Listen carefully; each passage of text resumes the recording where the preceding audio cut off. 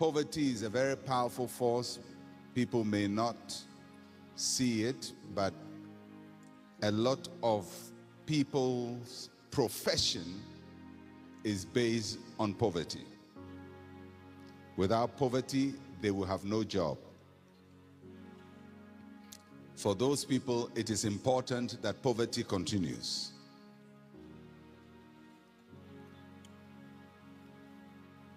A lot of the work the United Nations does is based on poverty. And for the UN to survive, people must be poor. Proverbs chapter 10, verse 15. Proverbs chapter 10, verse 15. The rich man's wealth is his strong city, but the destruction of the poor is their poverty. It's a very powerful phrase. The rich man's wealth is his strong city, but the destruction of the poor is their poverty. So that clearly tells you that poverty is a destroyer. It is that which destroys the poor. And it beats my imagination why anybody will embrace a destroyer as a friend. Or anybody will preach that a destroyer is good for you. Because the destruction of the poor man cars.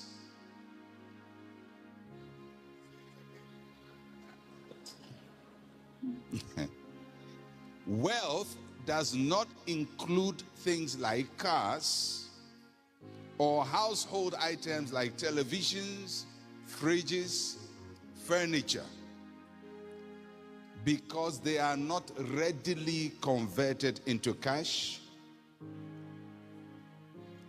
and lose value with time.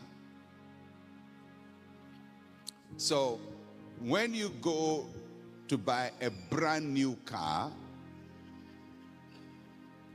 from the moment you drive the car from the lot out, it loses about 20% of its value.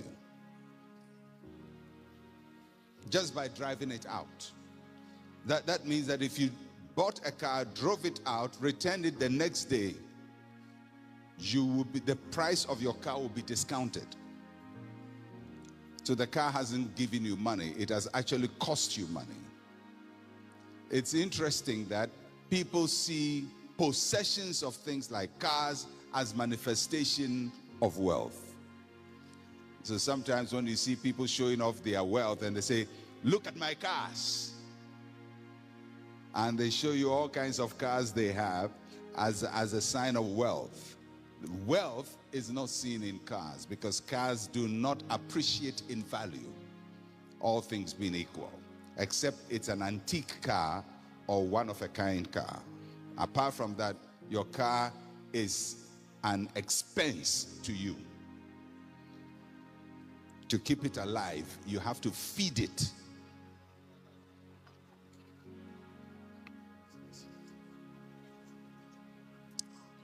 I mean, wealth in a larger sense includes things like the blessing of God, the peace of God, health, happy marriage, family life. I know all of that is wealth, but that's not what I'm talking about. So when I'm talking about wealth, I'm talking about having abundance of valuable possessions. Wealth defends the rich.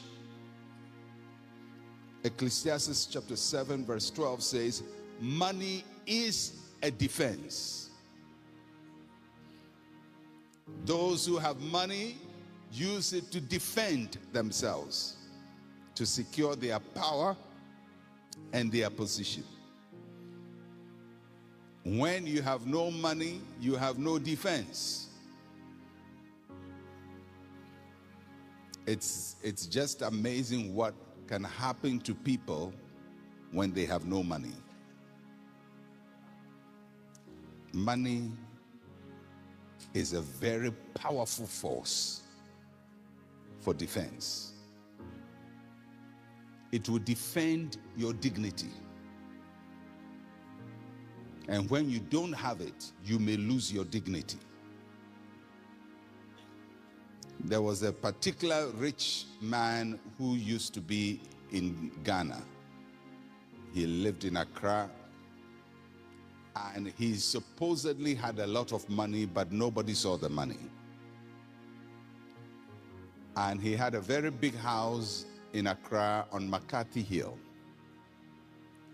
And this man used to, at the end of the year, have parties in his house. And when he has party in his house, he would display a lot of money. And he would say that he will give so much money to the one who dances the most or the best. And people will go and dance. And fathers will be competing to outdance their children. Children are competing to outdance their fathers. And as the competition gets deeper, people now start contorting their bodies in very bizarre ways and all kinds of movements simply because of money. And when you look at the people, you see that they are simply cheapening themselves, degrading themselves, destroying their own dignity because they have no defense. Never, ever in your lifetime praise poverty. Never.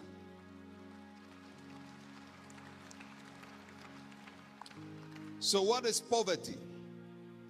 Poverty is a lack of material resources or money. Poverty can either be absolute or relative.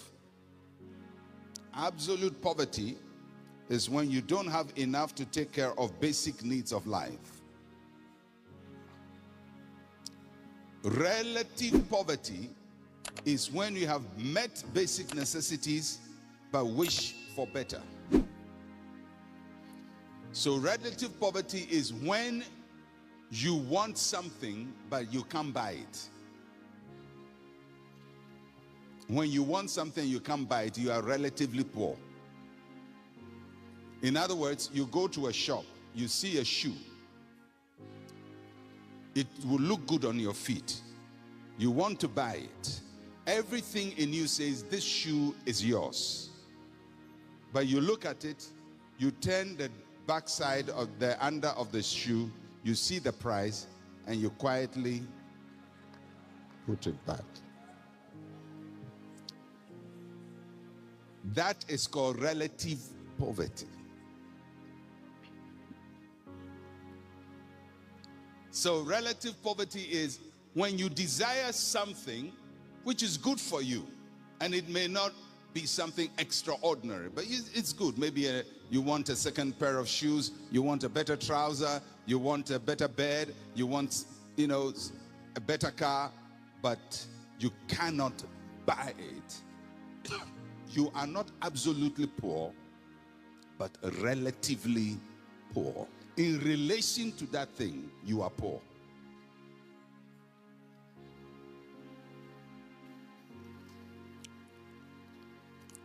In this world, the wealthy are few, the poor are in multitudes.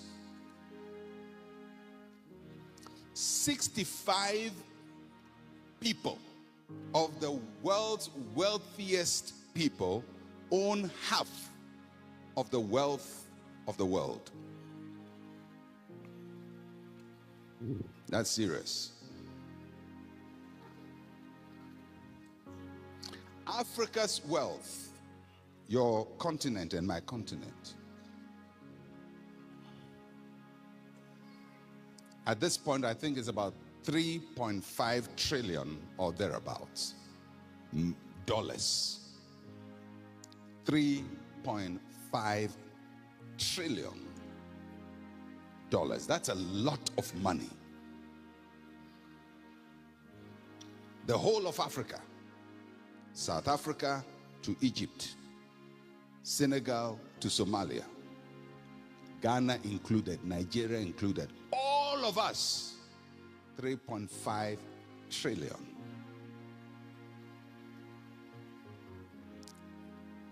The wealth of 4 companies.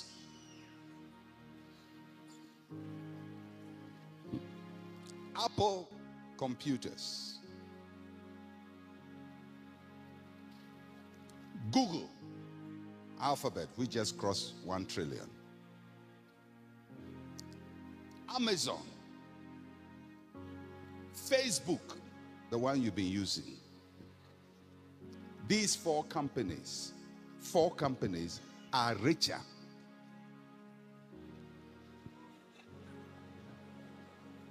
than our continent.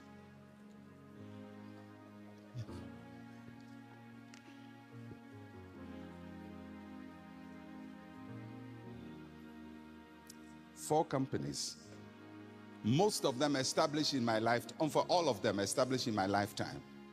The oldest of those companies is Apple. It was set up in 1975. The year I met Pastor Ransford.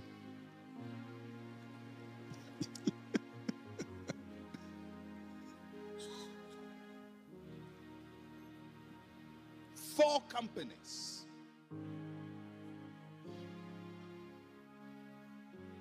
Run the world. So in this world, wealth sets the agenda, poverty fulfills the agenda. There are people whose money determines who should govern a nation, but they need those without money to ensure that their agenda comes to pass. Those who have money are a few. The masses who have the vote have no money. So those who have the money sets the agenda for who should be governing nations.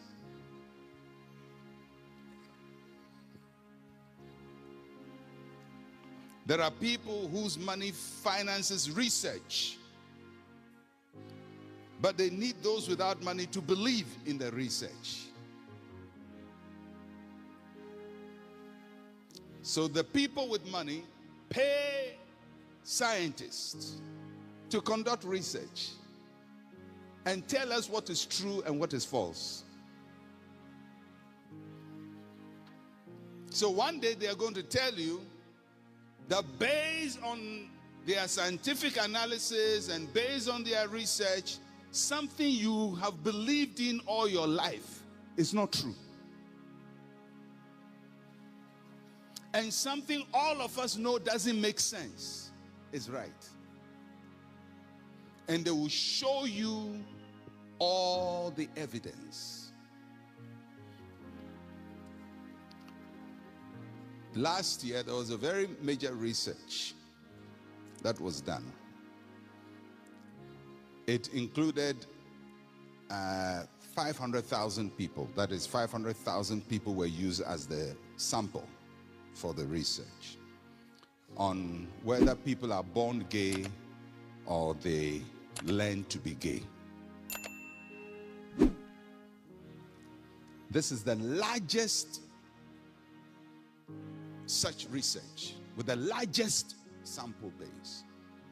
And the results came out that scientifically, having analyzed 500,000 people, 500,000 people, there is no evidence that anybody is born gay.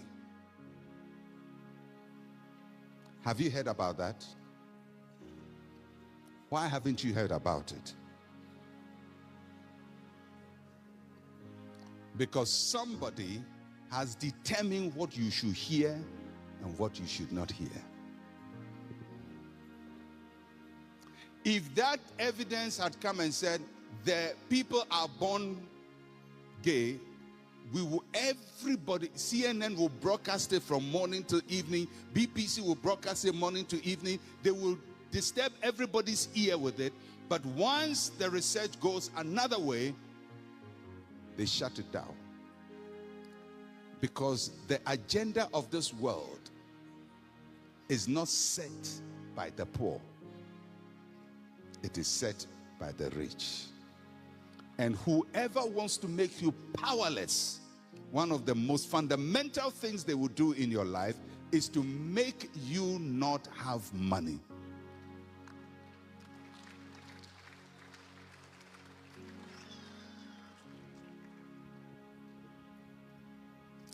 The agendas of this world are set by the wealthy.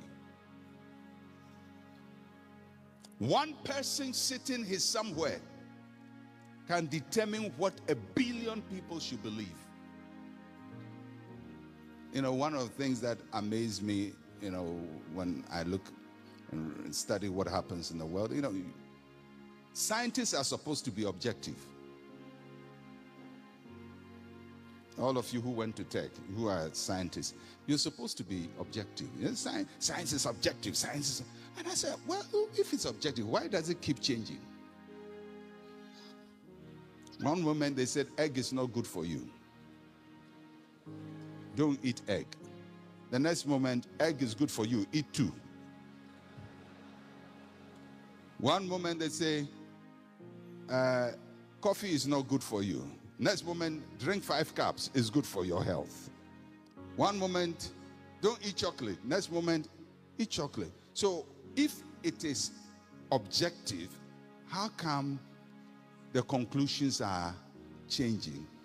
Because science does not rule the world. Money rules the scientist. Believe you me, people who will tell you we are objective. We as far as we see the truth as it is. I'm telling you, they don't. They say it according to who is paying what they are saying.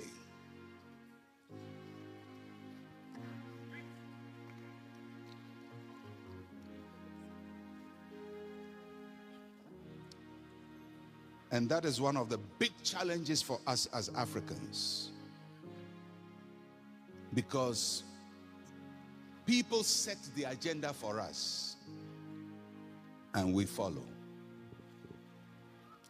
Since I became aware as an adult, I have seen African countries go under IMF programs, World Bank programs, structural adjustment, accelerated structural adjustment, economic recovery, HIPIC. I mean, we've gone through over and over and over and over and over and over, and I've never seen one African country come out of poverty in spite of all the monies that have been poured into our countries. So do you think if they wanted you to come out of poverty,